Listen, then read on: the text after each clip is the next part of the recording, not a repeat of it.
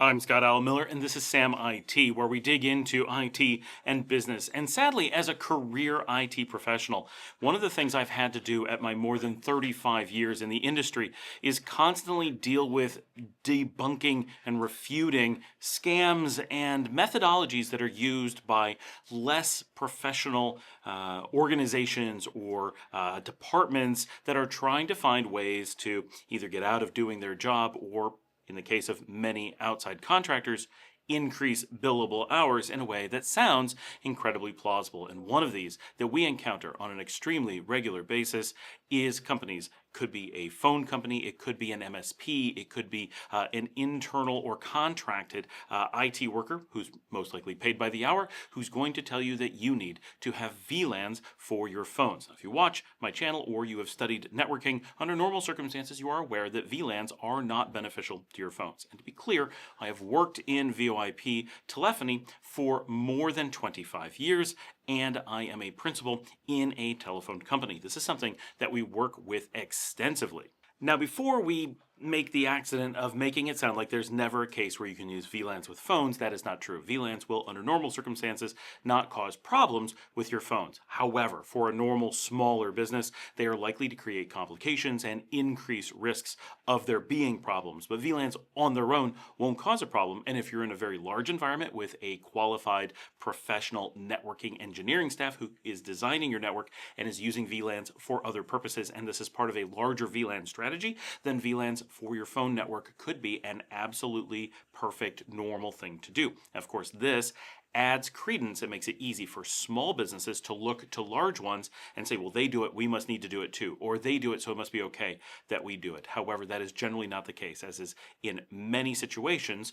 We see this with cloud, we see this with Active Directory, we see this with lots of different technologies. Large businesses often have needs that small and medium do not, and adopting them blindly or without a true analysis and need generates a lot of extra overhead. And that is exactly what many people are looking for. And I have seen this from so many MSPs, so many resellers, VARs, phone companies who then provide by the hour support, on-site, third-party IT support, right? A lot of shops will hire someone who handles, they'll say, well, our networking is a little bit complicated for our IT guy, or our IT guy internal team is busy, so we're gonna offload this to someone that we bring in by the hour. And those organizations or people are extremely likely to recommend going to VLANs.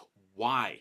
Because they are generally harmless, they increase the complexity a little bit, and everybody basically wins except for the customer. It's a great way to milk the customer in a way that is difficult to prove that they're ripping you off. But it should be super obvious if you have a good IT department and an organization that trusts their IT department.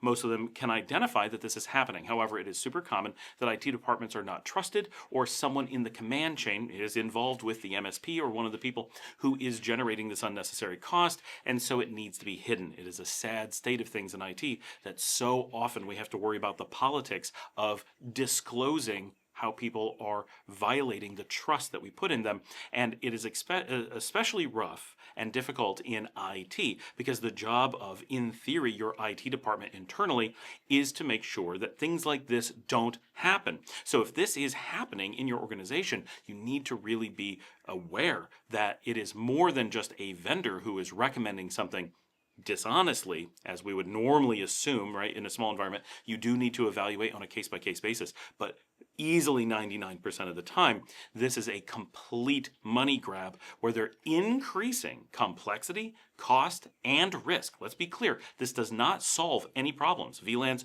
do not, under normal circumstances, aid you in security for your phones. They definitely do not aid you in performance for your phones. That is not something that VLANs do. Physical LANs could do that, but a VLAN cannot. There are mechanisms for improving the performance of your phones. Those include quality of service. Because quality of service is generally poorly understood by management especially, this is an area where a shop that is looking to rack up those hours, will combine the concept of quality of service with a VLAN and make it sound like they're implying, or maybe they'll even say, that VLANs are a mechanism for quality of service, which is not at all the case. And in fact, for phones is counterproductive. Using a VLAN for quality of service will lower your quality of service as compared to doing it properly. Proper quality of service for phones involves prioritizing the media of the phones, not all traffic to phones, which includes control traffic and session initiation traffic and so forth. Now, generally those things are minor, so they're not going to cause a big problem. Under normal circumstances, the average small and medium business needs nothing of the sort. They can use phones just plugged in on a standard network with no configuration whatsoever and work perfectly well. Some isolated shops who are using especially too much outbound bandwidth and want to control that with quality of service can see some protection or increase in call quality by applying quality of service. However, in most cases, you're going to get more mileage by doing other things, such as using Opus codecs rather than quality of service. Of course, for the best environments, you would want to do both, but proper quality of service is not done with a VLAN. A VLAN will make it more difficult to do properly and just gives you more things to break.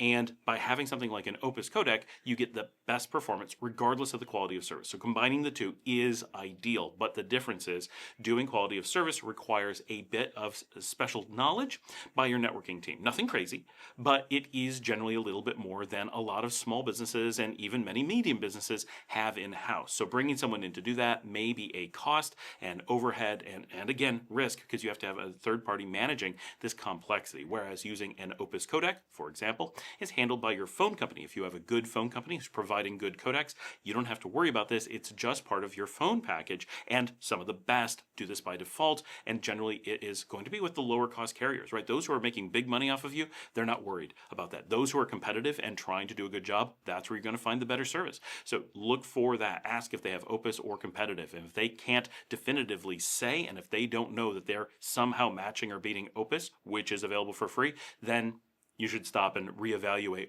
what has made you go with that phone carrier, because they should know that this is important. Of course, they may need to ask engineering. That's understood, right? Your salesperson maybe not going to know. Not very many people ask that. But Opus is an open standard. It is free, and any phone company who wants to can implement it for you. And if they are not doing at minimum that, you have a problem with how they're seeing you as a customer. You want a phone company that is engineering a solution to meet your needs, not one to meet their needs. So just look out for that. These kinds of things are very important for your IT department to be evaluating with your vendors.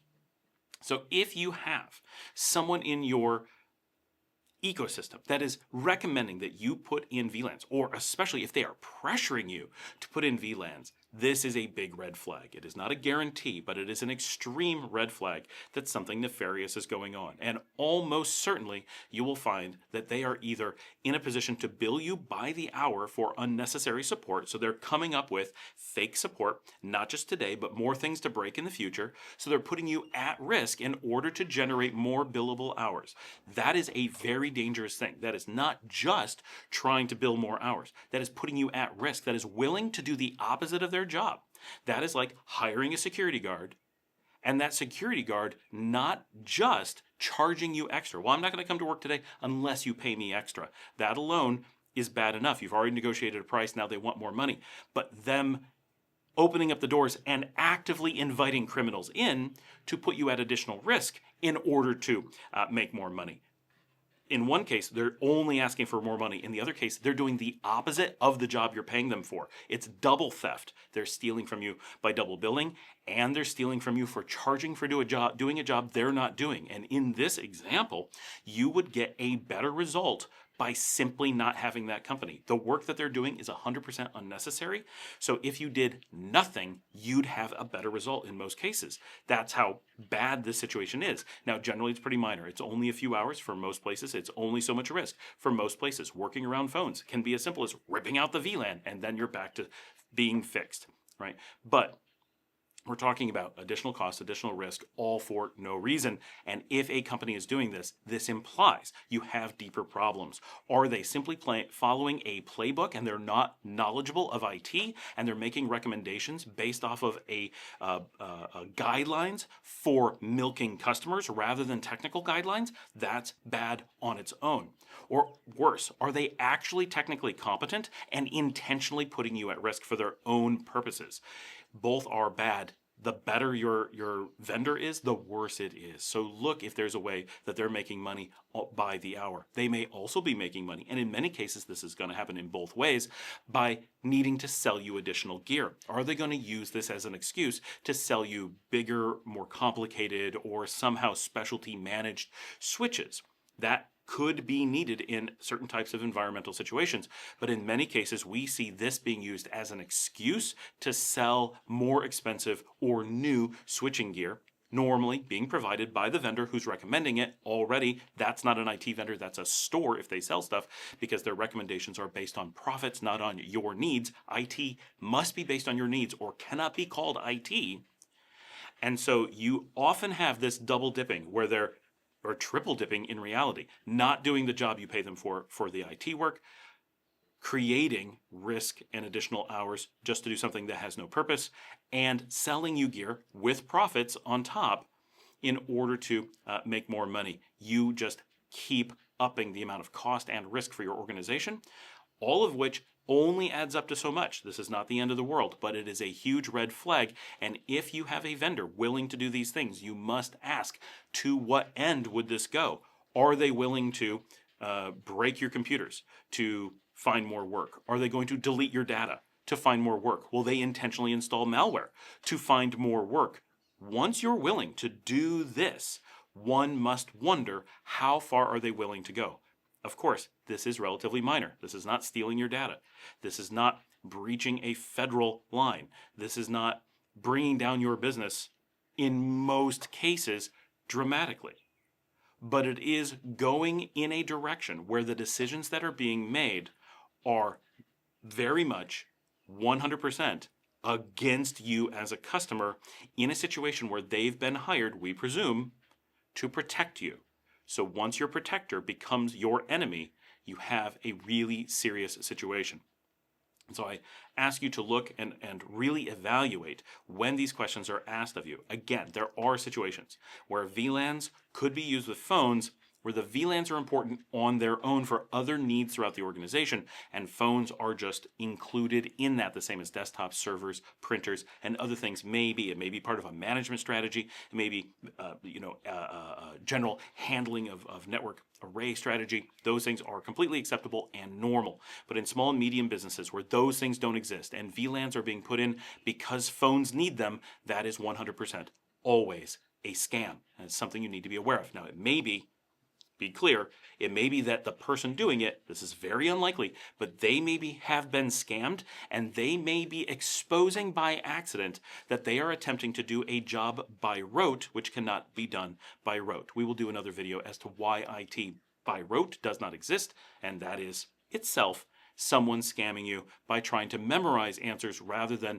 doing the job of analyzing and providing guidance for your organization that you're paying them to do. That's a separate problem, but that may be all it is. You may be exposing that someone is attempting to memorize answers and doesn't understand what they've memorized, or has memorized something that they themselves were scammed and they're just passing on the scam to you because they didn't know any better, because they didn't know the material. So that's not an IT professional. You just have someone you're paying and they aren't doing the job. Or much more likely, they do understand how these things work, and they know that you will be hesitant to call them out for what they're doing, and that you will probably either just turn them down and not allow them to do that work, but not fire them, or you will pay them extra money for putting you at risk because you don't want to start an argument, or you don't want to deal with a situation where maybe you're not technical enough and you feel that they'll come back with technical arguments. They'll try to say things like, somehow it's needed because of the size of your network, somehow it's needed for security, somehow it's needed for quality of service. They will say anything, no matter how absurd it is. If you had qualified networking people there live to speak to them, you could call them out on the spot. But if you only have management people, then these things sound plausible, and it's very difficult to refute them, and so that can be very difficult. So I encourage you to get an audit, bring in experts. If you're going to have these conversations, have some people who are not getting paid by the hour by selling you extra things, who are not getting paid to sell you hardware, who are just there to actually evaluate your needs. Not every IT department, no matter how hardworking and honest and trying to do the right thing that they can, is in a position to necessarily know all of these networking details. And even really good IT professionals who may know all these things may be uncomfortable having confrontations with a vendor who is trying to steamroll them, may feel that or fear that a vendor has a connection politically in the organization and they don't want to risk their job by standing up and trying to protect the business. It is way too common. It is the majority case that IT professionals who try to protect their business and do an honest job will be punished by the business, because the business struggles to identify when someone's honestly trying to protect them, or sadly, very commonly, someone high up in the organization is getting a kickback or is getting favors through this mechanism, and they don't want to be exposed, and so they need to punish IT for that reason. And this is an incredibly common thing. So even if you're not an organization where that is a risk, your IT professional is almost, or professionals, your team is almost guaranteed to have that fear, because they know people it's happened to, they know lots of people, they know it's a trend, and they know it could be going on, and they don't necessarily know how to prove it, and they don't necessarily know that they have the clout to protect themselves simply by doing the right thing and being ethical. And so very, very, very often, if you've brought in an outside organization that is going to make reckless recommendations like this, your internal IT will very commonly not have the confidence or not have the drive. They will not have the reason to stand up and put themselves at risk, because if you've brought in someone to make recommendations who is not an IT professional, right? If they're being financially incentivized to give you bad advice, your IT professional must assume that as the managers, as the owners of the business, you've decided to incentivize them for some reason, and they assume that you are knowledgeable and understand the business ramifications of paying an MSP to make these recommendations. That they're the wrong, you understand that they're the wrong type of organization, right? IT knows these things intrinsically. They assume that business owners do too. It's very surprising to many IT professionals that they may have more business training, more business experience, more understanding of how the organizations are and how incentives work and contracts work than CEOs and business owners and investors. But we're often closer to those things and see how these businesses are being paid to do something against the IT department, against the organization. And because of that, we're often extremely concerned that if we expose where they're doing something wrong, we will be the ones that are punished. There is no incentive under normal circumstances to do the right thing. So if you don't protect your IT professionals as an organization, you're probably protecting the vendors who are working against them. And by definition, that means working against you. Thank you for joining me. My name is Scott Allen Miller. I do have a book if you'd like to sponsor me that way. I have a book on Amazon, Linux Administration Best Practices. I love it when you guys buy a copy. That does a lot to support me, of course. And of course, if you'd like to support me directly, you can buy me a coffee at buymeacoffee.com/Scott Allen Miller. Pop that up on the screen, of course. And if you need to contact me, contact information is in the show notes. I am a consultant full-time. The organization that I work for, ntg.co, has been doing this for more than 25 years, and we're happy to speak to your organization if you need someone who is going to perform audits or to oversee an IT department or provide guidance, whatever it is you need. We'd be happy to speak to you as to those needs. Thanks for joining me. I'll see you next time.